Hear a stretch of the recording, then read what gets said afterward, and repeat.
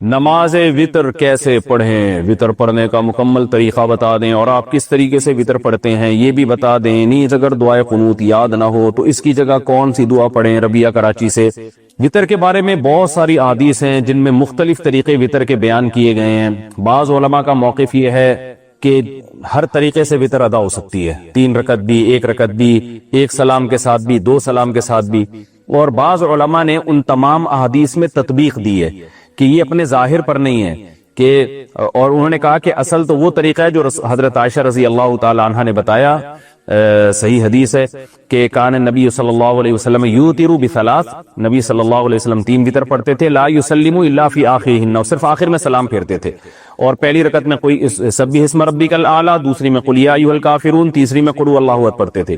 تو فقہائے حنفیہ نے اس حدیث کو اصل بنایا ہے اور باقی احادیث میں تعویل کی ہیں، وہ اپنے ظاہر کے خلاف ہیں۔ وہ تعویلات کیا کی ہیں، ایک بہت طویل موضوع ہے، اس پر علماء بہت کچھ کہہ چکے ہیں، تو وہ میں کبھی موقع ملا تو انشاءاللہ میں اس کو ڈیٹیل میں ریکارڈ کرواؤں گا۔ جیسے حدیث میں آتا ہے کہ اوتر بواحدۃ، 1 رکعت وطر پڑھو، تو اس کا مطلب جو 1 رکعت وطر پڑھو یہ تو اردو میں ترجمہ ہے نا، اس کا مفہوم بہت سے فقہاء کے نزدیک یہ ہے کہ اوتر بواحدۃ، 2 رکعت کو 1 رکعت کے ذریعے طاق بنا دو۔ جب پہلے 2 رکعت اور اس کے بعد 1 رکعت ملاؤ گے تو یہ پچھلی 2 بھی جفت کے بجائے طاق بن جائیں گی، یعنی ایون کے بجائے آڈ بن جائیں گی، تو طاق کہتے ہیں آڈ کو۔ تو یعنی بہت ساری روایتوں میں اس طرح سے تطبیق دی گئی ہے۔ اس کے کیا دلائل ہے، ایک بہت طویل موضوع ہے، تو میں چونکہ فقہ حنفی کو فالو کرتا ہوں، باقی فقہ کو بھی درست سمجھتا ہوں میں کہ فالو تو ایک ہی کو کرنا چاہیے۔ ایک کشتی کا سوار ہو آدمی جو ہے نا، وہ تھالی کا بینگن نہ بنے، کبھی ادھر لڑک رہا ہے کبھی ادھر لڑک رہا ہے، سب کو صحیح سمجھے۔ سارے اہل سنت والجماعت کے مکاتب فکر ہیں، حنفیہ، مالکیہ، شافعیہ، حنابلہ، فالو ایک کو کرنا چاہیے۔ تو میں اسی طریقے سے پڑھتا ہوں جیسے جو احناف کا قول ہے، پہلی رکعت، پھر دوسری رکعت، پھر اس کے بعد اتحیات، پھر اتحیات کے بعد کھڑے ہو گئے، پھر اس کے بعد جناب کوئی بھی سورت پڑھی بہتر ہے، سورہ اخلاص پڑھیں جیسے حدیث میں آتا ہے، پھر اس کے بعد اللہ اکبر کہے، رفع الیدین یعنی کانوں تک ہاتھ اٹھایا، اور پھر اس کے بعد دعائے قنوت پڑھی۔ قنوت میں جو مشہور دعا ہے اللہم انا نستعینک ونستغفرک ونؤمن بک ونتوکل علیک، یہ والی بھی ہے اللہم اہدنا فیمن ہدیت، یہ دعا بھی ثابت ہے، اور اس طریقے سے پوری نماز ادا کرتا ہوں میں۔ اور یہ والا طریقہ جو احناف جس طریقے سے پڑھتے ہیں، اتنی بات خوب سمجھیں، یہ ایسا طریقہ ہے کہ اس طریقے سے وطر پڑھنے پر سب کے نزدیک وطر ادا ہو جائیں گے، اور سب کے نزدیک افضل طریقہ یہی ہے، یہ ذہن میں رکھیں۔ یعنی مالکیہ کے نزدیک بھی اس طریقے سے وطر ہو جائے گا، شافعیہ کے نزدیک بھی ہو جائے گا، امام احمد بن حنبل کے نزدیک بھی ہو جائے گا، اور امام ابو حنیفہ کے نزدیک تو ہو ہی رہا ہے۔ تو چاروں فقہا، امام مالک، امام ابو حنیفہ، امام شافعی، امام احمد بن حنبل، چاروں کا اجماع ہے کہ اس طریقے سے وطر ادا بہرحال ہو جائیں گے۔ باقی طریقوں میں اختلاف ہے، کسی کے ہاں ہو رہا ہے، کسی کے ہاں نہیں ہو رہا، تو اس لیے بھی اس میں اچھا اس پر بھی اجماع ہے کہ اس طریقے سے ہو جائے گا، اور اس پر بھی اجماع ہے کہ سب سے بہتر طریقہ یہی ہے وطر پڑھنے کا۔ تو اس لحاظ سے بھی اس کو فوکس کرنا چاہیے اس طریقے کو کہ اس پر سب کے نزدیک وطر ادا ہو جائیں گے، اور یہ طریقہ صحیح حدیث سے ثابت بھی ہے۔ اور دوسری بات یہ کہ اس پر سب کے نزدیک افضل طریقہ یہی ہے وطر پڑھنے کا، تو یہ بے غبار ہے۔ شیر نواز صاحب عراق سے، انہوں نے بہت دنوں سے کئی مسائل پوچھے ہوئے ہیں، تو جمع بھی ہو گئے، میں نے کہا چلو آج ان کے سارے مسائل میں نمٹا دیتا ہوں۔ عراق سے شیر نواز صاحب نے مختلف مسائل پوچھے ہیں، کہتے ہیں کہ یہ وہاں شواف حضرات بہت زیادہ ہیں، تو کچھ مسلکی اختلاف کی وجہ سے ان کو کچھ پرابلمز ہیں۔ کہتے ہیں کہ مجھے نہیں پتا کہ وطر پڑھنے کے بارے میں کیا حکم ہے، مہربانی فرما کے بتا دیجئے، کیونکہ شافعی مسلک میں زیادہ تر لوگ عشاء کے وقت سنتوں کے بعد مسجد سے نکلتے ہوئے میں نے دیکھا ان لوگوں کو، مجھے نہیں لگتا کہ وہ سارے تہجد کے وقت میں پڑھتے ہوں گے۔ تو دیکھیں یہ وطر جو ہے یہ واجب ہے، اور امام شافعی کے ہاں بھی واجب کے قریب ہے، سنت موقدہ جو واجب کے قریب، اور امام احمد بن حنبل سے تو یہاں تک مروی ہے کہ جو وطر نہیں پڑھتا اس کی گواہی بھی قبول نہیں ہے۔ وجہ اس کی ہے کہ رسول اللہ صلی اللہ علیہ وسلم نے فرمایا ان اللہ زادکم صلاۃ الا وہی الوتر، اللہ نے ایک اور نماز کا اضافہ کر دیا اور وہ وطر ہے۔ صحیح حدیث ہے، اللہ سے البانی رحمہ اللہ نے اس کو صحیح قرار دیا ہے۔ یہ میں ان کا البانی رحمہ اللہ کا حوالہ اس لیے دے رہا ہوں کہ ہمارے اہل حدیث حضرات ان کو زیادہ مانتے ہیں۔ تو اور بھی بہت ساری روایات ہیں، نبی صلی اللہ علیہ وسلم سے وطر کی قضا بھی ثابت ہے۔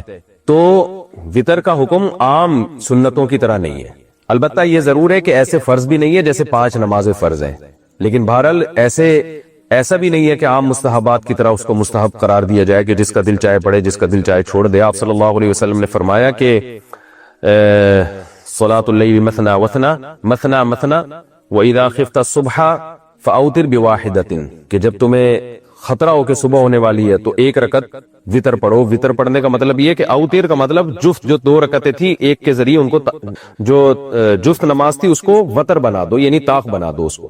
باقی ایک اختلافی مسئلہ ہے کہ 1 رکعت وطر پڑھنی چاہیے، 3 رکعت وطر پڑھنی چاہیے، یہ ابھی اس کا موقع نہیں ہے. آپ نے تو صرف یہ پوچھا ہے کہ لازم ہے یا نہیں، تو لازم ہے. اور امام شافعی رحمہ اللہ تعالیٰ بھی اس کے سنت مؤکدہ ہونے کے قائل ہیں، لیکن ایسی سنت مؤکدہ جس کو چھوڑنے کی بہرحال اجازت نہیں ہے. تو اب عراق میں اگر شافعی لوگ اس طرح کر رہے ہیں تو یہ ان کا اپنا عمل ہے، تو آپ ایسا نہ کریں، آپ وطر لازمی پڑھیں.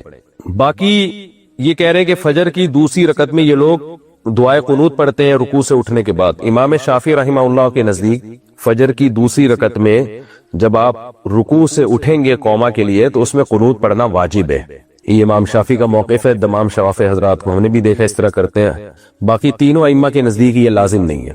تو آپ جب ان کے پیچھے نماز پڑھیں تو وہ قنوت پڑھیں، آپ خاموش رہیں، بلکہ اس میں دعا میں شرکت میں بھی کوئی نقصان نہیں ہے. شافعی لوگ زور سے آمین کہتے ہیں، آپ امام کی دعا پہ آہستہ آمین کہہ لیں. تو اس وقت اگر کوئی دعا پڑھ لی جائے تو اس سے نماز فاسد بہرحال نہیں ہوگی. تو آپ جماعت سے نماز ہی پڑھیں، اکیلے نہ پڑھیں. جب اپنی نماز پڑھیں آپ کسی وجہ سے جماعت رہ جائے تو پھر اس میں قنوت نہ پڑھیں، لیکن جب ان کے پیچھے نماز پڑھیں تو آپ خاموش کھڑے رہیں. نسیم اکرم، اگر حنفی نے وطر 1 رکعت اور 3 رکعتیں پڑھ لی تو کیا وطر دہرانے ہوں گے؟ جی ہاں، ہمارے نزدیک 1 رکعت وطر جائز نہیں ہے. نبی صلی اللہ علیہ وسلم کی جو آتی، اس میں کئی بار بیان ریکارڈ کروا چکا ہوں کہ یہ جو حدیث میں آتا ہے نا یوتر بواحدۃ، 1 رکعت وطر پڑھتے تھے، تو اس کا مطلب وطر پڑھتے نہیں تھے، 2 رکعت کو 1 رکعت کے ذریعے طاق بناتے تھے. یوترو کا معنی ایتار، ایتار کا معنی جفت کو طاق بنانا. یہ ہماری رائے میں اس کا صحیح مطلب ہے.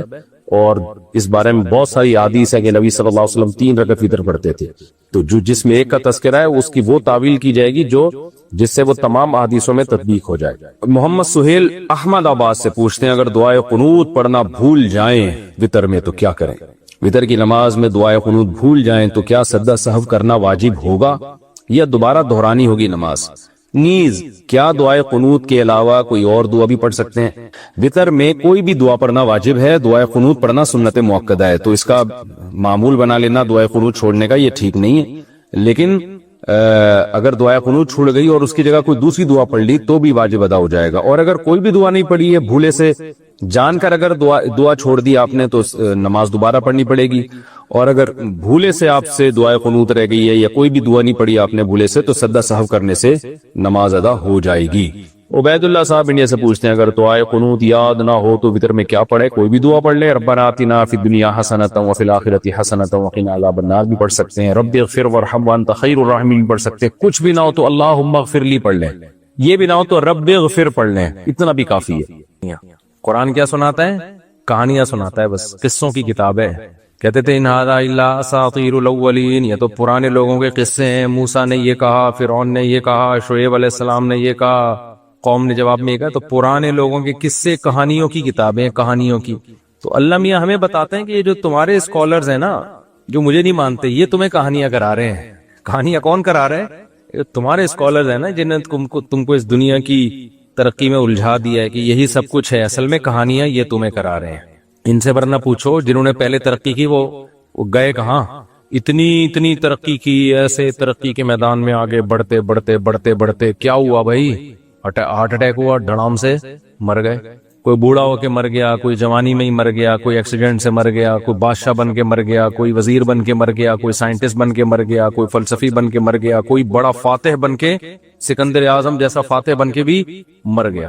تو اللہ کہتے ہیں یہاں کے لیے پیدا ہی نہیں کیا میں نے تمہیں پیدا کدھر کے لیے کیا ہے؟ ادھر کے لیے کیا ہے. تو اس جگہ کو سامنے رکھ کر زندگی گزارو گے تو پھر تو ٹھیک ہے. اس بات کو ہم کیا کہتے ہیں؟ اللہ کہانیاں سنا رہے ہیں. اللہ کیا کر رہے ہیں؟ کہانیاں سنا رہے ہیں. یہ جو ملحد لوگ ہیں، مشرک لوگ ہیں، ملحد لوگ، ایتھیس لوگ، سیکولر لوگ، یہ قرآن پر یہی تو اعتراض کرتے ہیں. قرآن حوروں کی لالچ دے کے معاذ اللہ کہانیاں سنا رہے ہیں. حوروں کی لالچ دے رہا ہے، جنت کی نہروں کی لالچ دے رہا ہے. بھائی یہ سب کہانیاں ہیں. اللہ میاں کیا کہتے ہیں؟ یہ تمہیں دنیا کی لالچ دے کے کیا سنا رہے ہیں؟ کہانیاں. اللہ کی باتوں کو کہانی کہہ رہے ہو. ومن اصدق من اللہ قیلا، حالانکہ اللہ سے سچی بات کس کی ہو سکتی ہے؟ اور انسان جب انسان کو گائیڈ کرتا ہے اس میں اپنے مفادات اس کے سامنے ہوتے ہیں، اپنی خواہشات ہوتی ہیں. تو اپنی خواہشات جس کے سامنے ہیں وہ جو تمہیں بتا رہے ہیں وہ ٹھیک ہے، اور میں جو سنا رہا ہوں وہ کیا ہے؟ کہانیاں. اللہ کہتے ہیں میرا تم سے کیا لینا دینا؟ مجھے کیا فائدہ؟ مجھے نہ تمہاری عبادت کی ضرورت، تمہاری نافرمانی سے میرا کوئی نقصان نہیں ہے۔ حدیث میں آتا ہے ساری دنیا کے سارے انسان جمع ہو کے اللہ کے خلاف ہو جائیں تو سمندر کے پانی میں سوئی ڈبو کے آپ نکالتے ہیں نا تو کتنا پانی کم ہو جاتا ہے، اتنا بھی اللہ کی ملکیت اور حکومت کو نقصان نہیں ہوتا، اور سارے اللہ کے فرما بردار بن جائیں تو اتنا فائدہ بھی نہیں ہوتا۔ اب سوال پیدا ہوتا ہے جب نہ فائدہ اور انہیں نقصان ہو رہا ہے تو پھر اللہ کیوں چاہ رہے لوگ میری فرما برداری کریں؟ اس کا اللہ نے جواب دیا وَإِن تَشْكُرُوا يَرْضَهُ لَكُمْ وَلَا يَرْضَى لِعِبَادِهِ الْكُفْرَ، کہ اللہ شکر کو پسند کرتا ہے، وہ چاہتا ہے کہ میرے بندے میری فرما برداری کریں تاکہ میں ان کو نوازوں۔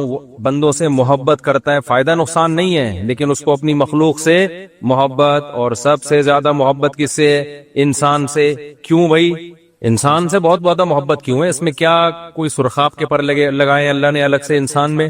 انسان کی تو 2 ٹکے کی اوقات نہیں ہے، اتنے بڑے بڑے فرشتے اللہ نے پیدا کیے، اتنے بڑی بڑی، انسان جس زمین پہ رہتا ہے اس کی اس کائنات میں 2 ٹکے کی اوقات نہیں، اتنی چھوٹی سی زمین ہے۔ ابھی پرسوں کوئی مجھ سے پوچھ رہا تھا ہم چاند پہ جائیں گے تو زمین کو کہاں دیکھیں گے؟ میں نے کہا اوپر دیکھیں گے۔ وہ صاحب حیران ہو گئے، وہ تھوڑا دیہاتی ٹائپ کے صاحب تھے، وہ کہہ رہے ہیں یار اوپر کیوں دیکھیں گے؟ تو اچھا مجھے اس طرح کے سوالات میں بڑا مزہ آتا ہے جب مجھ سے کوئی پوچھے نا، میں بھی بچپن میں بہت پوچھتا تھا اس طرح کے سوالات کہ چاند زمین سے بڑا ہے کہ چھوٹا ہے، سورج کتنا بڑا ہے، یہ مجھے بہت دلچسپی تھی ان چیزوں میں۔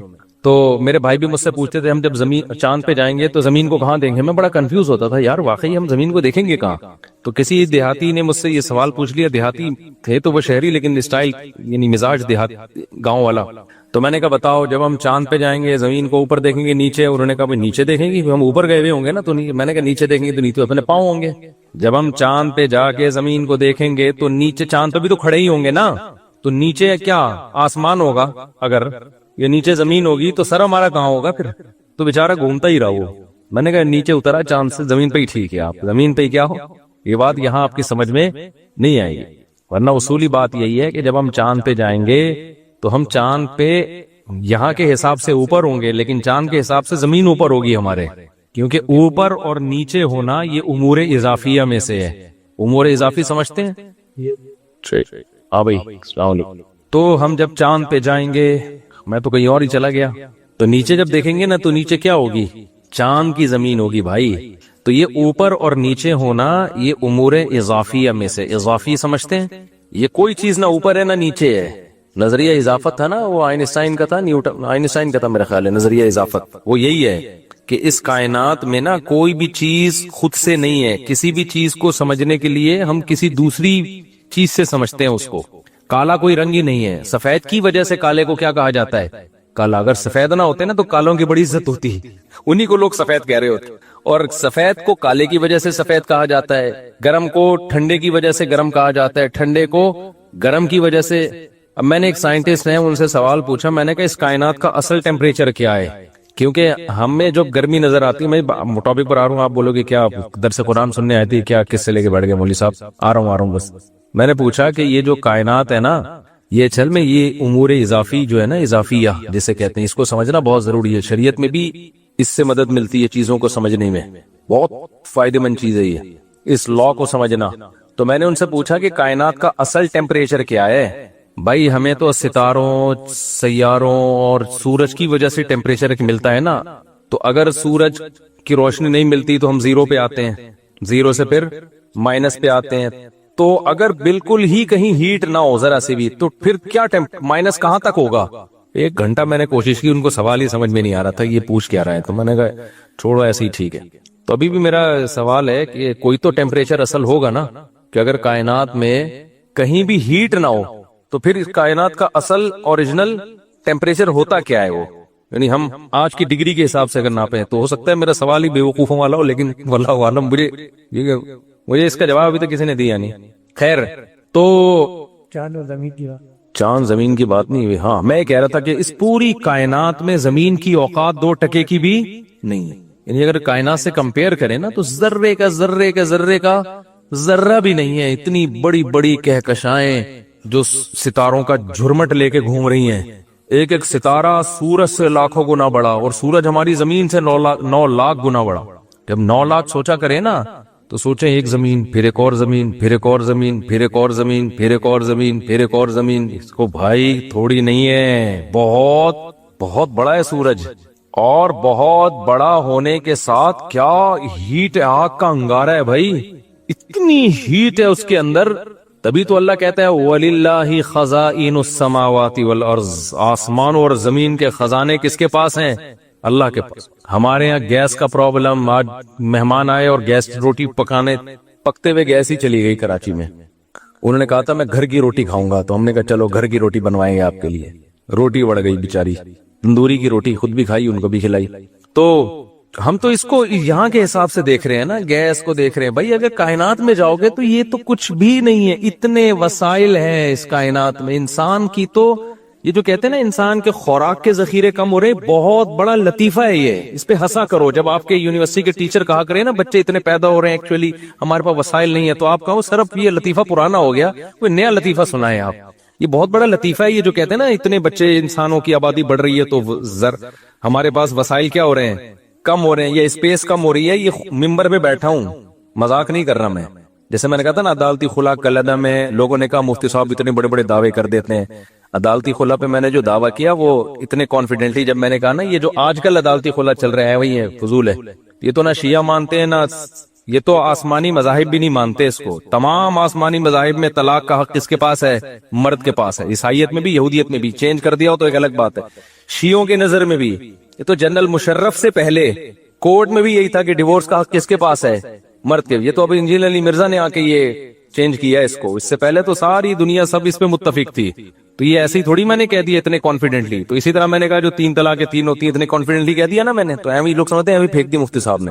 اور ایک اور میں نے جو دعویٰ کیا یہ عاملوں کے بارے میں ایویں ہوتے ہیں، تو ایسی تھوڑی پھینک دی ہے کانفیڈنٹلی. آدمی ممبر پہ اتنا بڑا دعویٰ تھوڑی کرتا ہے، سمجھتے ہو. تو اسی طرح ایک اور ہے جو میں بڑے دعوے کے ساتھ کہتا ہوں، وہ بھول گیا. اور اسی طرح ایک یہ بھی ہے کہ یہ جو کہتے ہیں نا آبادی بڑھنے سے وسائل گھٹ رہے ہیں، زمین میں جگہ کم پڑ رہی ہے، بڑے مسائل ہو جائیں گے، تو یہ بہت بہترین کیا ہے، ہنسنے کے لیے بہت اچھا لطیفہ ہے. جب آپ کے یونیورسٹی میں ٹیچر یہ کہا کرے نا دیکھیں ہمیں کنٹرول کرنا ہے اور وسائل ہمارے پاس کم ہے، تو آپ نے سر یہ لطیفہ پرانا ہو گیا، ٹھیک ہے کوئی نیا لطیفہ لے کر آئے. کوئی ان کے پاس نہ کیلکولیشن ہے اس کی، کچھ بھی نہیں ہے. اتنے وسائل ہیں نا اس وقت کائنات میں کہ آبادی 10 گنا بھی بڑھ جائے تو کوئی فرق پڑنے والا نہیں ہے. اتنے وسائل ہیں. چھوٹی سی مثال دے دیتا ہوں آپ کو. میں نے ادھر بھنڈی لگائی ہوئی ہے، تھوڑی سی بھنڈی یہاں پہ اتنی سی جگہ پہ. وہ بھنڈی نکلنا شروع ہوئی ہے نا، توڑو تھوڑے دن میں پھر. تو میں نے کہا یار یہ میں تو تجربہ ہے، آپ کے پاس چھوٹی سی زمین ہو، آپ پورے خاندان کی سبزی اس سے پوری کر سکتے ہو. تجربہ کر کے دیکھ لیں آپ. چھوٹی سی زمین آپ لے لو نا، تمیز سے آپ اس میں گارڈننگ کرو، آپ کو وہیں کی آپ کے گھر کے لیے آلو پیاز ٹماٹر ادھر ہی کا پورا ہو جائے گا. تو زمین تو بہت ابھی زراعت کے قابل خالی پڑی ہوئی ہے.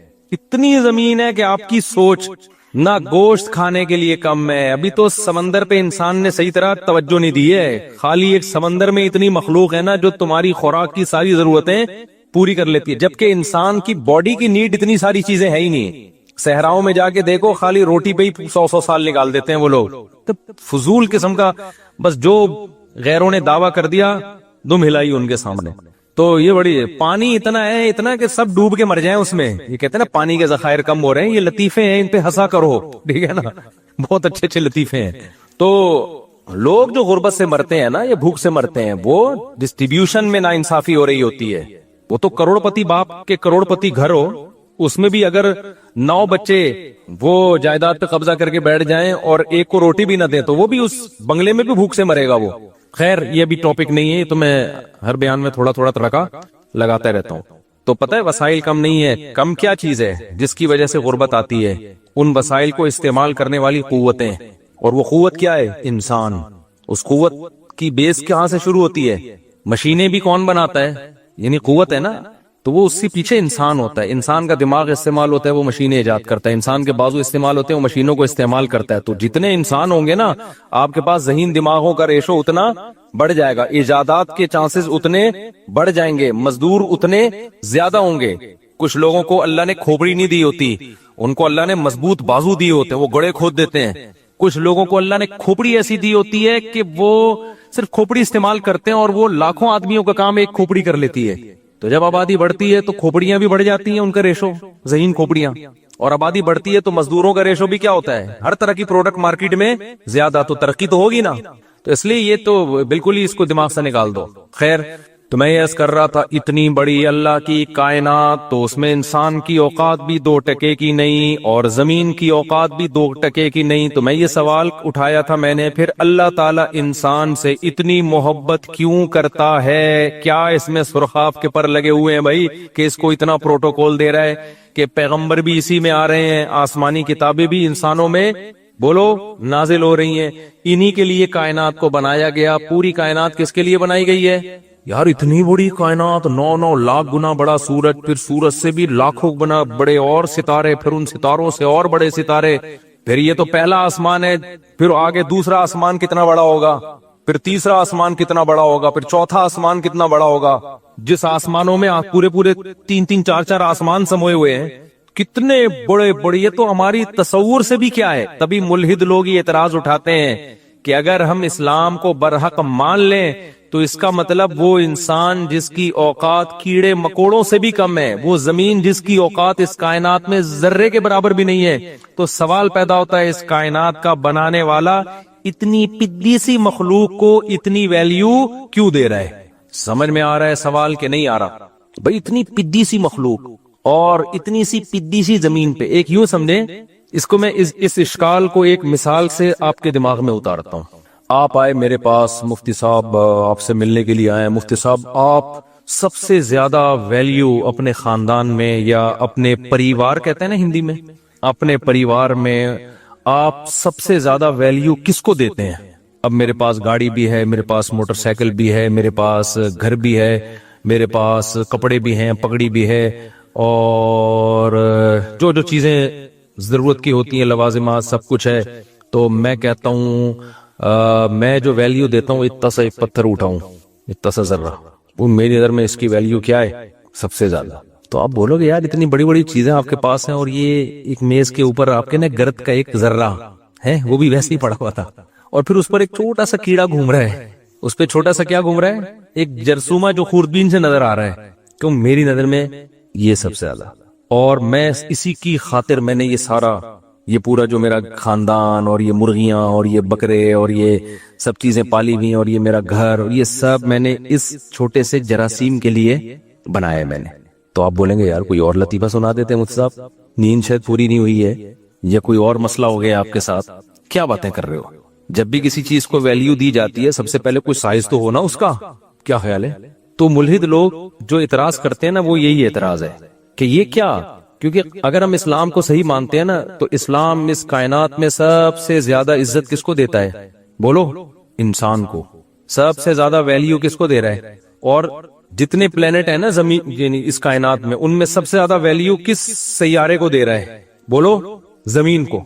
کیوں دے رہا ہے؟ قرآن کی بہت ساری آیتیں ہیں. پہلی آیت وَسَخَّرَ لَكُم مَّا فِي السَّمَاوَاتِ وَمَا فِي الْأَرْضِ، اللہ کہتے ہیں جو بنایا اس تمہارے لیے بنایا میں نے.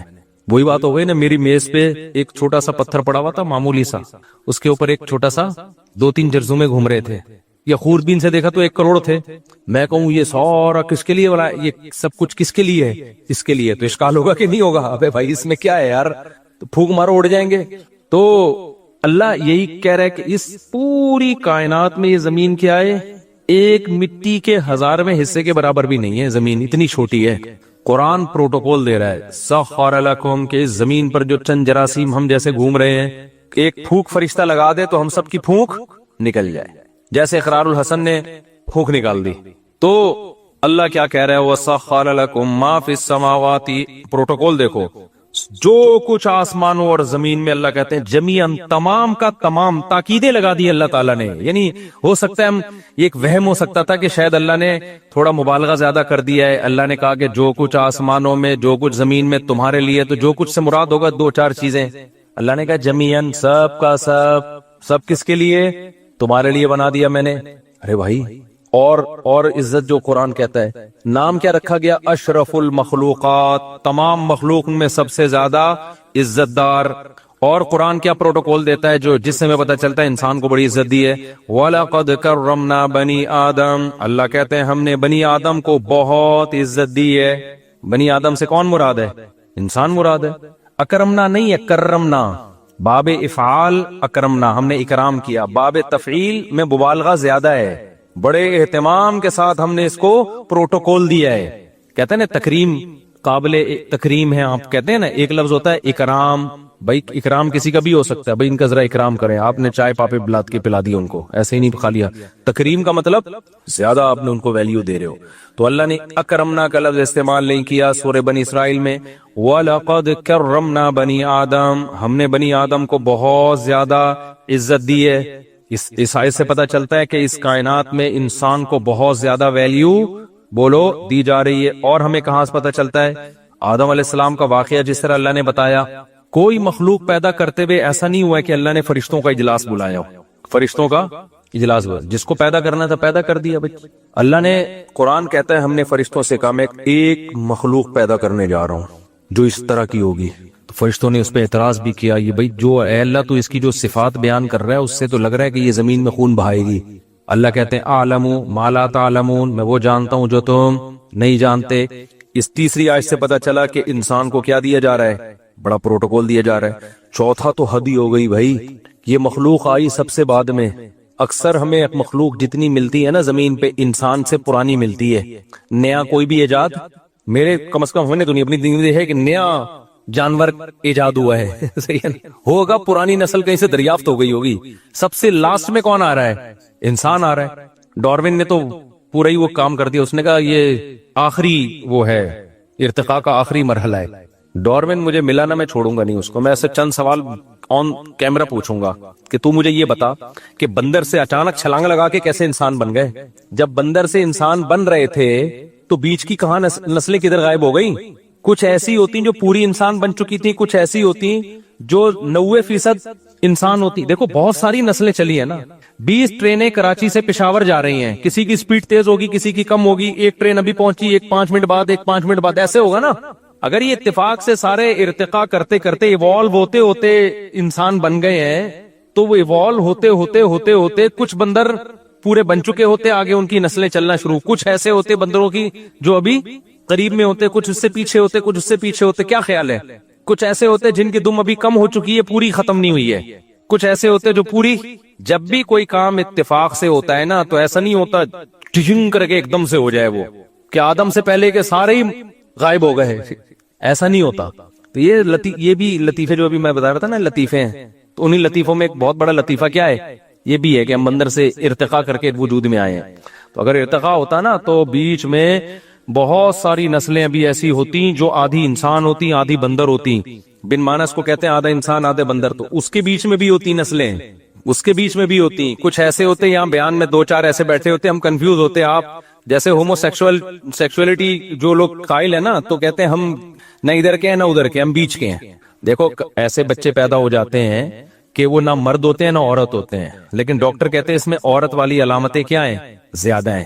اور بعض ایسے ہوتے ہیں جس میں ڈاکٹر کہتے ہیں کہ مرد والی علامتیں ان میں زیادہ ہیں. بالکل بیچ کے خربوں میں کوئی لاکھوں میں کوئی ایک ہوتا ہے جس کے بارے میں فیصلہ کرنا مشکل ہوتا ہے کہ یہ ادھر ہے, وہ تقریباً نہ ہونے کے برابر ہے. وہ زیادہ تر یہی ہوتے ہیں, کچھ ادھر کچھ ادھر. تو اگر یہ ارتقاء کا نظریہ ٹھیک ہوتا نا تو یہاں بھی لوگ بیٹھے ہوئے ہوتے مختلف قسم کے. کچھ ایسے ہوتے جو پورے کیا ہوتے انسان, کچھ ایسے ہوتے جو پورے بندر ہوتے جو بیان میں آتے ہی نہیں, جو کہتے ہیں ہمارے لیے بیان ہو ہی نہیں رہا. کچھ ایسے ہوتے جو تھوڑے تھوڑے نسلیں ہوتی جو ابھی انسان, جنہوں نے 1 لاکھ سال کے بعد جا کے انسان بننا ہے, اور 1 لاکھ سال پہلے وہ بندر تھے, ابھی وہ بیچ کے راستے میں ہے. تو وہ آدھی بات میری ان کی سمجھ میں آ رہی ہوتی, آدھی ان کی سمجھ میں. بھائی دماغ نے بھی تو ڈاکٹر کہتے ہیں نا ارتقاء کیا ہے, ایک دم سے تھوڑی اتنا ذہین بن گیا. تو بیچ کے دماغ ایک دم شارٹ کیوں ہو گئے؟ اس پہ کہتے ہیں کوئی بڑا ڈیزاسٹر ہوا ہے, کوئی حملہ ہوا ہے, کوئی دھماکہ ہوا ہے جس سے سارے ہی مر گئے, کوئی جنگ ہوئی ہے. ایسا نہیں ہوتا بھائی. جنگیں انسانوں میں ہوئی ہیں تو کوئی قوم پوری ختم نہیں ہوئی اب تک کسی جنگ میں. کچھ نہ کچھ 2-4 بچی جاتے ہیں اس کے جو پھر دوسری قوم سے کراس بریڈنگ کر کے نکل جاتے ہیں وہ. تو یہ کیسے ایک دم ختم ہو گئے؟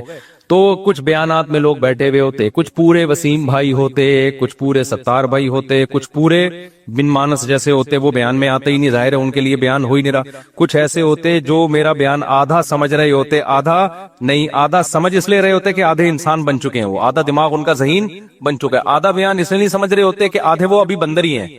کچھ ایسے ہوتے 75% انسان ہوتے اور 25% وہ کیا ہوتے, بندر ہوتے. یہ ہونا چاہیے تھا, یہ نہیں ہے. اس کا مطلب یہ شروع سے ہی پھینکی گئی ہے بہت لمبی. تو یہ نہیں ہوا ایوالو. اور بات یہ ہے کہ پہلی دفعہ کیسے بن گیا, یہ سیل وجود میں کیسے آ گیا, وہ تو خیر یہ اس پہ میں کئی دفعہ بیان کر چکا ہوں. تو اللہ تعالیٰ نے آدم کو پیدا کر کے جو پروٹوکول دیا ہے نا, اتنا پروٹوکول کسی مخلوق کو نہیں. ایک تو سب سے لاسٹ میں لایا جا رہا ہے, مہمان خصوصی اکثر آخر میں آتے ہیں, اور بعض لوگ لیٹ ہی اس لیے ہوتے ہیں اپنی ویلیو جتانے کے لیے. پروگرام میں ان کو 8 بجے بلایا تھا, 11:45 بجے پہنچ رہے ہوتے ہیں, یہ بتانے کے لیے کہ ہم بہت مصروف آدمی ہیں. تو یہ بے وقوفی کی بات ہے. تو لاسٹ میں آ رہے ہوتے ہیں, اسٹیج پہ لایا جاتا ہے. تو انسان کو اللہ تعالیٰ نے ساری مخلوق پیدا کر دی, سورج چاند ستاروں کا نظام, پورا ایک منظم نظام سسٹم وجود میں آ گیا. سسٹم نہیں, سسٹم. تو یہ جو سسٹم ہے نا ہمارے ملک پہ جو چل رہا ہے, اگر نظام کائنات میں بھی سسٹم چل رہا ہوتا تو چلتا یہ سسٹم کب سے برباد ہو چکا ہوتا. تو اللہ تعالیٰ نے سب سے آخر میں کس کو پیدا کیا؟ آدم کو. یہ بھی عزت دی ہے. پھر کتنا پروٹوکول دیا, فَإِذَا سَوَّيْتُهُ وَنَفَخْتُ فِيهِ مِن رُوحِي فَقَعُوا لَهُ سَاجِدِينَ. یہ سب ہمیں عزت دی جا رہی ہے. یہ میں پتہ ہے کیوں یہ سوال کو اتنا آپ کے دماغوں میں ڈال رہا ہوں اور پھر اس کے جواب کو اتنا فوکس کر رہا ہوں, تاکہ ہمیں اپنی ویلیو سمجھ میں آئے. اتنی عظیم مخلوق فوش فلمیں دیکھنے کے لیے پیدا نہیں کی جاتی. اتنی عظیم مخلوق شراب اور کباب کے لیے پیدا نہیں کی جاتی. اتنی عظیم مخلوق عیاشی کے لیے پیدا کرنا مقصد نہیں تھا. اتنی عظیم مخلوق کھانے پینے اور غل غپاڑوں کے لیے نہیں ہے. اس لیے میں اس سوال کو نا آپ کے دماغوں میں اچھی طرح سے بٹھا رہا ہوں. تو اللہ تعالیٰ نے آدم علیہ السلام کو جب پیدا کیا, فَإِذَا سَوَّيْتُهُ وَنَفَخْتُ فِيهِ مِن رُوحِي فَقَعُوا لَهُ سَاجِدِينَ. اللہ نے کہا فرشتوں کو, اس کے سب سے افضل مخلوق فرشتے تھے, تو اللہ نے سب سے افضل مخلوق کو حکم دیا کہ تم نے آدم کو سجدہ کرنا ہے. تو یہ سجدہ کر کے بتا دیا کہ آج کے بعد سب سے افضل کون ہے؟ آدم اور اس کی اولاد, فرشتے ہو. تبھی تو شیطان جو ہے نا اکڑ گیا تھا کہ یہ کیا بھائی. شیطان نے وہی اعتراض کیا جو ملحدین اعتراض کر رہے ہیں کہ اتنی چھوٹی سی زمین پہ اتنی چھوٹی سی مخلوق کو اتنا پروٹوکول, جن کے پاس تو پاور زیادہ ہوتی ہے. سمجھ رہے ہو, جنات جو سلیمان علیہ السلام کے دور میں پتہ نہیں کیا کیا اتنے بڑے بڑے کام کر رہے ہوتے تھے. تو اس کو یہی تو غصہ آیا کہ بھئی یہ میرے سامنے خلقتہ من صلصال من حمأ مسنون. اے اللہ تو نے, اچھا سائز میں بھی انسان بہت چھوٹا, اور جس چیز سے پیدا کیا جا رہا ہے نا وہ بھی کوئی مشک و عنبر کے ٹیلے نہیں ہے یا کوئی ہیرے جواہرات نہیں ہے جس سے انسان کو بنایا جا رہا ہے. سڑا ہوا گارا, یہ قرآن کے الفاظ ہے, ایسا گارا تھا جس میں سڑان پیدا ہوئی ہے. جو آدم علیہ السلام کے بننے کا جو پروسیس تھا نا, جو جس مٹی سے آدم کو بنایا جا رہا تھا, اس میں بھی بدبو پیدا ہوئی ہے. جیسے بچہ جب ماں کے پیٹ میں ہوتا ہے نا, جب ادھورا ہوتا ہے تو کیا خوشبودار ہوتا ہے وہ. جب حمل ضائع ہو جائے نا, بچے میں بہت شدید بدبو ہوتی ہے. جب وہ گوشت کا لوتھڑا اگر پریگنینسی شروع کے دنوں میں ضائع ہو جائے نا, شدید بدبودار چیز ہوتی ہے وہ. تو شیطان نے کیا اعتراض کیا تھا, من صلصال من حمأ مسنون. بھئی یہ اسمیل والی مٹی جس کو سڑایا گیا ہے, اس سے کیا بنایا جا رہا ہے, یعنی جس مادے سے بنایا جا رہا ہے وہ بھی کوئی مشک و عنبر نہیں ہے.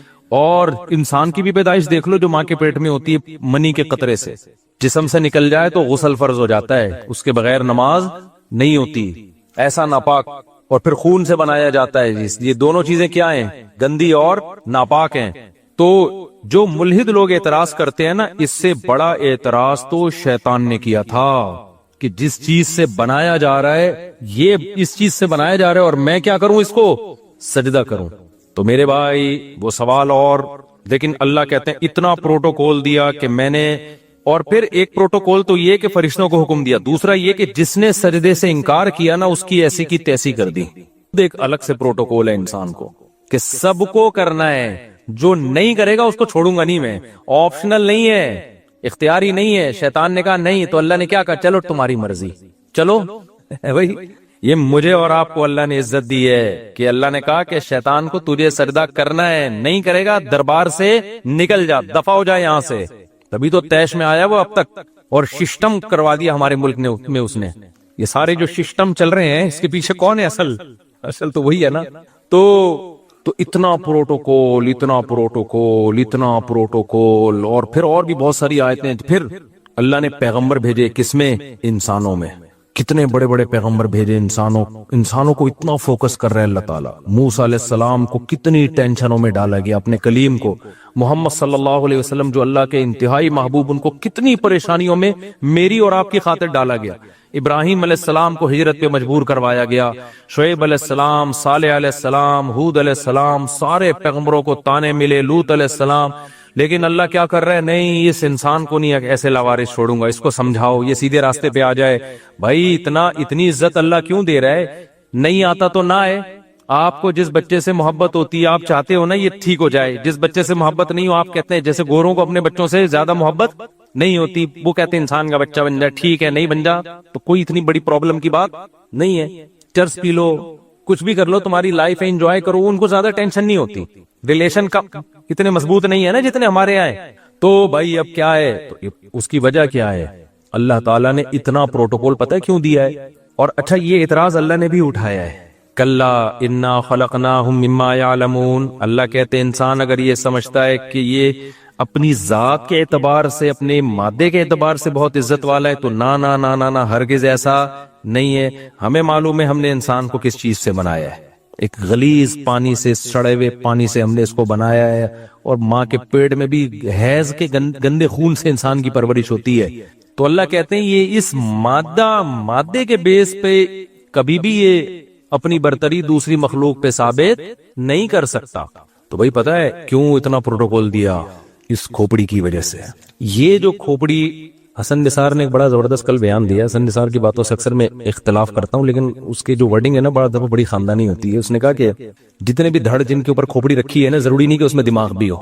ٹھیک ہے نا, ایک سیاستدان پہ اعتراض کیا تھا کہ جتنے بھی دھڑ جن کے اوپر کھوپڑی ہو تو ضروری نہیں کہ, یعنی ہمیں نظر تو آ رہا ہوتا ہے دھڑ کے اوپر سر رکھا ہوا, تو یہ ضروری نہیں ہے کہ سر کے اندر دماغ بھی ہو.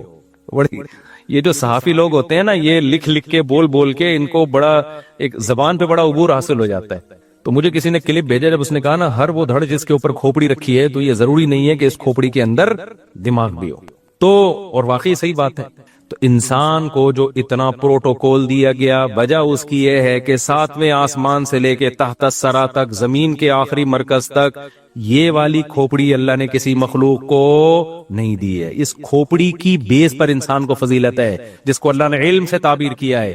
علم جاننے کو کہتے ہیں, جاننے کی صلاحیت انسان میں ہے, دوسری مخلوقات میں اس درجے کی صلاحیت نہیں ہے جس درجے کی انسان کو اللہ نے صلاحیت دی ہے. سمجھ میں آ رہی ہے بات کہ نہیں آ رہی ہے؟ تو اللہ نے قسم اٹھائی, وَالتِّينِ وَالزَّيْتُونِ وَطُورِ سِينِينَ وَهَذَا الْبَلَدِ الْأَمِينِ. اللہ کہتے ہیں میں نے اس کی مادی صحت کا بھی انتظام کیا, اس کے لیے انجیر اور زیتون پیدا کیا میں نے, اور میں نے اس کے لیے روحانی صحت کا بھی انتظام کیا, جس کا گواہ مکہ اور کوہ طور ہے. کیسے کیسے پیغمبروں کو بلا کے کوہ طور پہ ہم کلام ہوا. موسیٰ کو اللہ نے کہا کہ یہ کرو, یہ نہیں کرو. اور یہ بات یاد رکھو, داڑھی کی ویلیو اسلام میں کم نہیں ہے. آج بھی تورات میں لکھا ہوا ہے کہ اللہ نے موسیٰ کو کوہ طور پہ بلا کے کہا کہ اپنی قوم سے کہنا کہ داڑھی مت کاٹو. تبھی یہودیوں کی اتنی بڑی بڑی داڑیاں ہم نے دیکھی ہیں. ہمارے مذہبی اسکالر ماڈرن ہو گئے کہ داڑھی ہی کا انکار, آپ نہیں رکھتے توبہ استغفار کرو, لیکن انکار نہیں کر سکتے آپ. اسلام کو اپنے کلچر کی وجہ سے چینج نہ کرو, اسلام ویسا ہی ہے. تو یہ اللہ کا حکم ہے, کیونکہ آپ کو آپ کی فطرت کو چینج کرنے نہیں دے گا اسلام آپ کو. دیکھو آج کل لڑکے لڑکی نما آ رہے ہیں کہ نہیں آ رہے ہیں, تو اسلام اس کی پرمیشن دیتا ہے. گورے کے پاس تو کوئی ہدایت نہیں, کہتے ہیں ان کی نجی لائف ہے, جیسے چاہے بال کٹائیں, جیسے چاہے یہاں بالیاں ڈالیں, جو مرضی کریں. لیکن اسلام نے پابندی لگا دی. نبی صلی اللہ علیہ وسلم کی صحیح حدیث ہے, ان مردوں پر لعنت ہے جو عورتوں کی مشابہت اختیار کرتے ہیں, ان عورتوں پر لعنت ہے جو مردوں کی مشابہت اختیار کرتی ہیں. تبھی تو عورت کے لیے بال چھوٹے کرنا پسندیدہ کام نہیں ہے, کیونکہ چھوٹے بال کس کے ہوتے ہیں؟ مردوں کے ہوتے ہیں. آپ کہہ سکتے ہو آپ کے تو بڑے بال ہیں, تو اتنے چھوٹے عورتوں کے نہیں ہوتے. اب اس سے زیادہ تھوڑی بڑے ہو سکتے ہیں, کتنا بڑھا لیں گے آپ, بڑھانا بھی چاہو تو یہاں تک نہیں پہنچتے. تو یہ اللہ نے پروٹوکول پیکج عورت ہی کو دیا ہے کہ اس کے بال بڑے ہو سکتے ہیں. اس کا مطلب یہ عورت کی خاصیت ہے. اب وہ بال کٹائے گی تو شریعت اس کو پسند نہیں کرتی.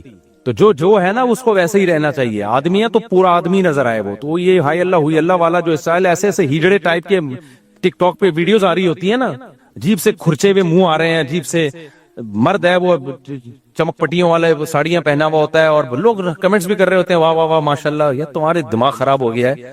تو اللہ کا قہر ہے, اللہ کا عذاب آتا ہے بھائی. تو گورا تو کہتا ہے اس کی نجی زندگی ہے, جو مرضی کرو. ہم کیا کہتے ہیں بھائی ہماری باڈی پہ ہمارا حق نہیں ہے.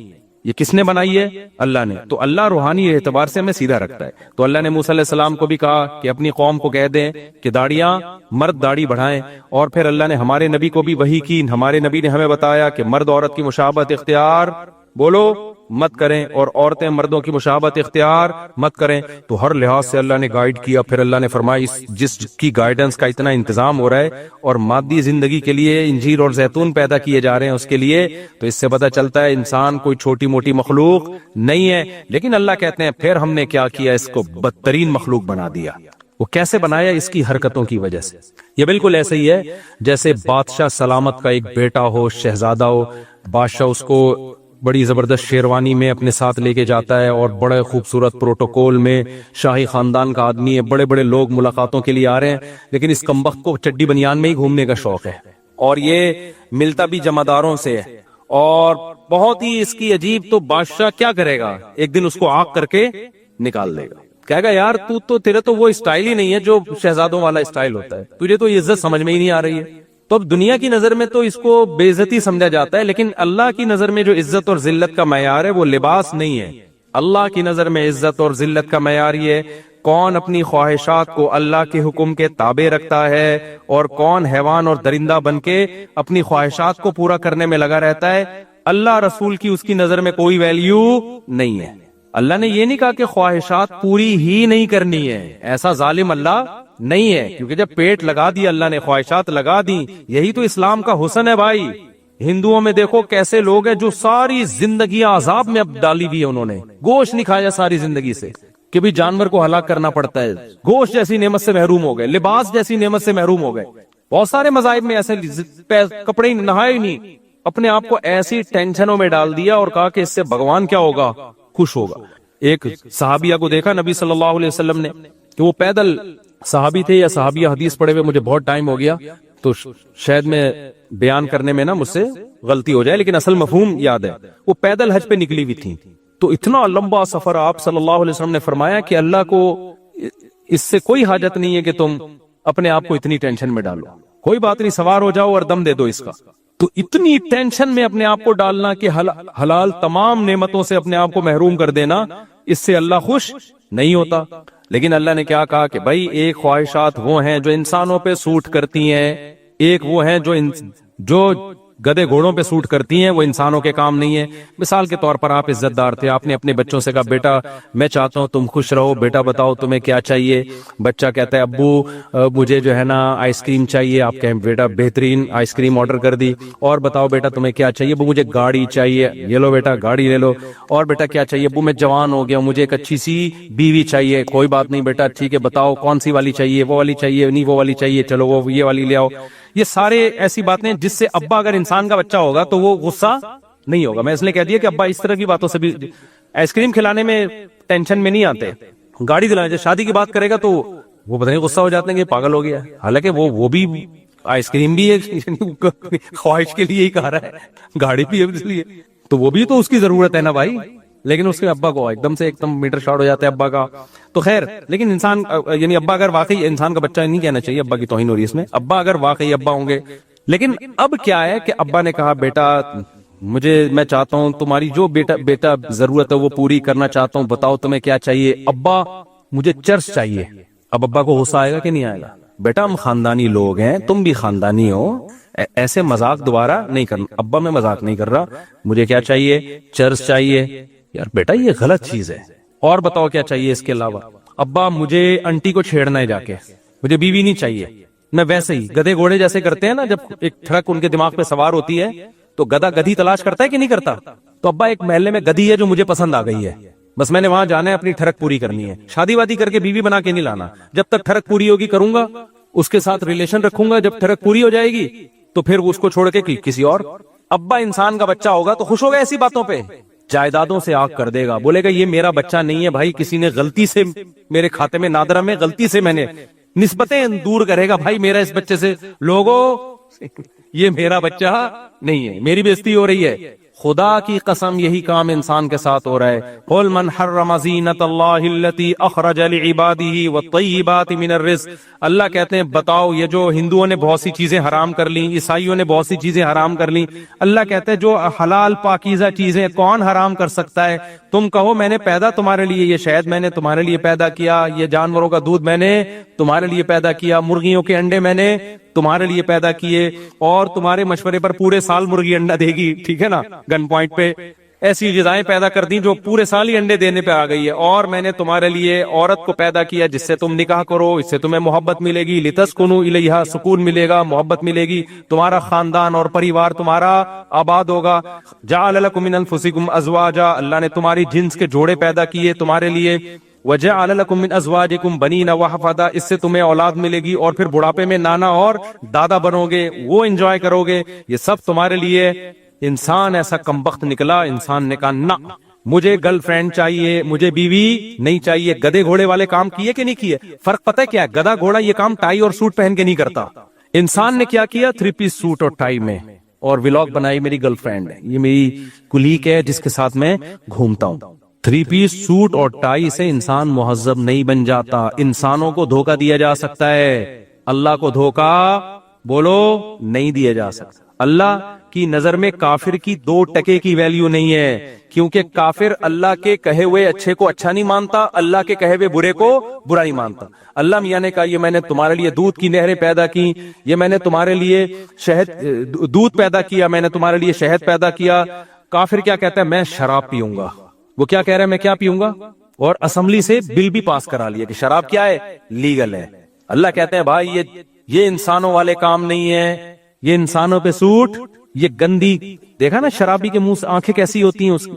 دیکھو فلموں کی شرابی اور ہوتے ہیں, ایکچوئل میں شرابی بولو نا اور ہوتے ہیں. فلموں کا شرابی تو ایسا ہوتا ہے آدمی کہتا ہے میں بھی 2 بوتلیں پی لوں, لیکن ایکچوئل میں جب آپ شراب نے دیکھے ہیں نا, یورپ میں بھی دیکھے ہیں, ادھر بھی تھائی لینڈ وائلینڈ میں بھی گیا, تو اتوار کی رات کو میں ایسے ہم لوگ ٹہل کے لیے نکلے, ایسے پڑے ہوئے ہیں لوگ, منہ سے رالیں ٹپک رہی ہیں, گند بدبو. ایکچوئل میں یہ ہوتا ہے, قتل ہو جاتے ہیں, ایکسیڈنٹ ہو جاتے ہیں, جہاز گر جاتے ہیں, پائلٹ نے پی لی, ٹیسٹ ہوتے ہیں, پھر بھی بعض دفعہ نکل جاتا ہے پائلٹ. تو پائلٹ جو ہے نا وہ پی کے الٹا ہو گیا, وہ سمجھا کہ جہاز الٹا ہو گیا ہے, حالانکہ خود الٹا ہوا تھا. وہ اس چکر میں اس نے جہاز کو سیدھا کرنے کی کوشش کی, ساری پبلک ہی الٹ گئی. اتنے حادثات ہوتے ہیں نا شرابیوں کے دنیا میں, آپ کی سوچ سے بھی زیادہ. تو چھپاتے ہیں, دانت توڑ دیا کسی کے, مکہ مار دیا, کیس بھی نہیں بنا سکتے کہ پی ہوئی تھی وہی اس نے. اس لیے اللہ نے کہا اتنی حلال چیزیں پیدا کی ہیں, گند کی طرف مت جاؤ.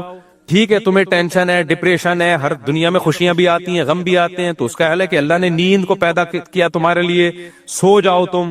اور کیا کرو بھائی؟ اللہ سے صبر مانگو, نماز میں دل لگاؤ. آپ نے ٹینشن دور کرنے کے لیے نشہ کرنا, آئس لینا شروع کر دیا, چرس پینا شروع کر دیا آپ نے. پھر تم یہ سمجھتے ہو کہ اللہ کہے گا اشرف المخلوقات ہے. نا نا نا نا, پھر آپ کو اللہ اشرف المخلوقات میں داخل نہیں کرے گا. پھر اللہ کہتا ہے میں نے انسانوں کو انسانوں میں پیدا کیا ہے, تم پر بہت سے لوگوں کے احسانات ہوں گے اور تمہارا بہت سے لوگوں سے ریلیشن ہوگا. دیکھو سورہ 5ویں پارے کی پہلی آیت لازمی پڑھو, وَاعْبُدُوا اللَّهَ وَلَا تُشْرِكُوا. اسلام جتنا ریلیشن پہ کو ویلیو دیتا ہے نا, غیر مسلم ریلیشن کو اتنی ویلیو نہیں دیتا. غیر مسلم صرف کسٹمر اور آپ کا جو فرینڈ ہے اس سے ریلیشن کو تھوڑی بہت ویلیو دیتا ہے کہ بھئی تھینک یو سے بات کیا کرو, تھینک یو پہ ختم کر دیا کرو. اس سے زیادہ غیر مسلم کی نظر میں ریلیشن کی ویلیو نہیں ہے. ریلیشن تو تمہیں سکھاتا اسلام ہے. کیا ریلیشن سکھایا ہے؟ 5ویں پارے کی پہلی آیت, پہلی یا دوسری آیت ہوگی, وَاعْبُدُوا اللَّهَ وَلَا تُشْرِكُوا. نہیں 5ویں پارے کی نہیں, سورہ نساء کی ہے, 4تھے پارے کی میرا خیال ہے. وَاعْبُدُوا اللَّهَ وَلَا تُشْرِكُوا بِهِ شَيْئًا. سب سے پہلے ریلیشن اپنا اللہ سے مضبوط کرو. کس سے مضبوط کرو؟ انسان ریلیشن چاہتا ہے کہ نہیں چاہتا؟ دیکھو ریلیشن بھی انسان کو سکون دیتا ہے کہ ریلیشن آپ کے اچھے ہونے چاہیے. ہر وقت لڑتے رہو گے ادھر سے ادھر سے بھی تو دماغ ڈپریشن میں جائے گا نا. ہر باپ یہ چاہتا ہے کہ میری اولاد کا ریلیشن آپس میں بھی اچھا ہو, محلے والوں سے بھی اچھا ہو. تو وہ بتاتا ہے نا بیٹا یہ تمہاری اماں ہے, یہ تمہارے ماموں ہیں, یہ تمہاری خالہ ہے, یہ تمہارا ابا, میں تمہارا اتفاق سے کیا ہوں, ابا ہوں. تو بیٹا تمیز سے رہنا, یہ بہن ہے, یہ بھائی ہے, لڑتے نہیں رہنا. سب کے حقوق کا تم نے کیا کرنا ہے خیال. تو اللہ میاں بھی یہی چاہتے ہیں. اللہ نے فرمایا وَاعْبُدُوا اللَّهَ. سب سے پہلے تمہارا ریلیشن کس کے ساتھ ہے؟ میرے ساتھ ہے. میں اللہ ہوں, میری عبادت کرنی ہے. وَلَا تُشْرِكُوا بِهِ شَيْئًا. معبود ہونے میں میرے ساتھ کسی کو شریک نہیں کرنا. عبادت صرف میری ہوگی, میرے علاوہ کسی کی نہیں ہوگی. یہ ریلیشن گورا بتاتا ہے. او مائی گاڈ، بس اس کے علاوہ گاڈ کے ساتھ کوئی ریلیشن غیر مسلموں کے پاس ہے ہی نہیں. وبالوالدین احسانا، پھر اللہ کہتے ہیں میرے بعد سب سے زیادہ مضبوط ریلیشن کس سے ہونا چاہیے؟ والدین کے ساتھ. کافروں نے کیا کیا؟ 18 سال کا ہوتے ہی ابا اماں کو ٹاٹا کر کے نکل جاتے. آپ کو پتا ہے جاپان میں گیا تھا نا، میں نے جاپان کی ٹرینیں آپ کو دکھائی، کتنی اچھی تھی کہ نہیں تھی؟ اور ایسی خاندانی تھی یار، جو سوچا تھا اس سے آگے ہی نکلی ہے وہ. ایسی سپیڈ کی ٹرینیں اور ایسی ٹائم، یعنی ٹائم یہ ہوتا تھا 3:51 پہ پہنچے گی اور 53 منٹ پہ دوسری ٹرین نکلے گی، تو 53 بھی نکل رہی ہے، ایک ایک منٹ ناپا ہوا ہے. لیکن آپ ایک بڑی بھیانک چیز ہے جاپان کی جو میں نے آپ کو نہیں دکھائی، جاپان کے بچے اپنے ماں باپ کے ساتھ بالکل بھی اچھے نہیں ہوتے. جاپان کے سائنٹسٹ اپنے کنٹری کے ساتھ بہت اچھے ہیں، جاپان کے مزدور اپنے مالک کے ساتھ بہت اچھے، لیکن جاپان کے بچے اپنے ماں باپ کے ساتھ بالکل بھی اچھے بولو نہیں ہوتے. ریلیشن نہیں ہے. 18 سال کا ہونے کا انتظار کرتے ہیں، جس دن 18 سال کے ہوئے ابا اماں کو ٹاٹا کیا اور مارکیٹ سے شارٹ. ابا مر رہا ہے جی رہا ہے، تھوڑا بہت پوچھ لیتے ہیں، جو بہت پرانے قسم کے ہوں گے پوچھ لیتے ہیں. لاشیں مرنے کے بعد 3 دن تک بو آتی ہے ماں کی، پھر پتہ چلتا ہے یہاں کوئی بڑھیا مر گئی ہے. تو اللہ نے کیا کہا؟ میرے بعد سب سے بڑا حق کس کا ہے؟ یہ اشرف المخلوق بننے کا طریقہ بتا رہا ہوں آپ کو. سمجھ میں آ رہی ہے بات؟ کہ جم جا کے تو بڑے ڈولے شولے بنا رہے ہوتے ہیں اشرف المخلوق بننے کے لیے. اس بھائی ڈولے بیل کے ہم سے زیادہ ہوتے ہیں. یہ بھی کرو، مادی زندگی کو بھی فوکس کرو، لیکن انسان سب سے پہلا کیا ہے؟ عمل سے پتا چلتا ہے کہ یہ اچھا ہے یا نہیں ہے. سمجھتے ہو گے نہیں سمجھتے؟ تو وبالوالدین احسانا، اللہ کہتے ہیں اس کے بعد سب سے بڑا حق کس کا ہے؟ باپ اور ماں کا. ایسا حق بتایا کہ اف نہیں کرنا ان کے سامنے، ذلت سے اپنے بازوؤں کو جھکا کے رکھنا ہے. اے اللہ بڑھاپے میں اولڈ ہاؤس میں جمع کرا دیں، نا اللہ کہتے ہیں خدمت شروع ہی کب ہوگی؟ بڑھاپے میں ہوگی. ماں باپ کے فضائل اللہ بتاتا ہی بڑھاپے کے بعد ہے، صحیح ہے نا؟ اما یبلغن عندک الکبر احدہما، اللہ کہتے ہیں بڑھاپے کو پہنچ جائے پھر یہ حقوق شروع ہو رہے ہیں. نہیں آئی میرا خیال ہے بات سمجھ میں؟ پھر آگے اللہ تعالیٰ فرماتے ہیں والجاری ذی القربا، پھر قرابت دار، ابا اماں کے علاوہ جو تمہارے بلڈ ریلیشن ہے، جن سے ابا اماں کے بعد سب سے زیادہ مضبوط دادا دادی بھی ابا اماں میں داخل ہیں. بلڈ ریلیشن بھائی بہنوں کا ہوتا ہے، تو ان سے ریلیشن کیا کرنا ہے؟ سب سے اچھا. کیسے؟ دیکھو ہر ایک کا اچھا سلوک دوسرے سے ڈیفرنٹ ہوتا ہے. بھائی بہنوں سے اچھے سلوک کا مطلب یہ ہے کہ ان سے کبھی کبھار ملاقات اور ان کی ضرورت کو اپنی ضرورت سمجھ کے پورا کرنا. آپ کی بہن اگر بیوہ ہو گئی ہے، اس کو ضرورت ہے، تو یہ نہیں کہ انڈیویجولی وہ ایک لائف گزارے گی، جاب کرو اپنا کماؤ، نا. اس کی ذمہ داری شرعاً کس پر ہے؟ اس کے بھائیوں پر. بھائی پر لازم ہے کہ اپنی آمدن میں سے اس کی ذمہ داری اٹھائے. اسلام میں عورت کے کمانے کا تصور نہیں ہے، کما سکتی ہے مجبوری میں، جائز ہے، لیکن قرآن سے پتہ چلتا ہے، حدیث سے پتہ چلتا ہے عورت کی تمام تر ذمہ داری اللہ نے کس کے کندھوں پہ ڈالی ہے؟ مرد کے. اگر وہ نہیں کما رہی ہے تو کمانا اس پہ واجب نہیں ہے. مرد نہیں کما رہا تو گناہگار ہو رہا ہے، کمانا اس پر واجب ہے. اور آپ کی بہن اگر غریب ہے نا، کھانے کو نہیں ہے اس کے پاس، تو آپ پر کمانا ڈبل واجب ہو گیا ہے، کہ اپنے لیے بھی اور اس کے لیے بھی، کیونکہ وہ اب آپ کے عیال میں آ گئی ہے. آپ کی یعنی آپ وعلی الوارث مثل ذلک قرآن کہتا ہے. تو یہ ہے انسان بننے کے لیے یہ سب چیزیں کیا ہیں میرے بھائی؟ ضروری ہیں. پھر قرآن نے کہا والجار ذی القربى والجار الجنوبی، جو تمہارے پڑوس میں رہنے والا ہے، کوئی بھی تمہارا جس سے بھی کسی، والصاحب بالجنبی، حتیٰ کہ تھوڑی دیر کے لیے بھی اگر کوئی تمہارے ساتھ بیٹھا ہے تو اتنی دیر تک اس کا حق اس سے زیادہ ہے جو آپ کے ساتھ نہیں بیٹھا.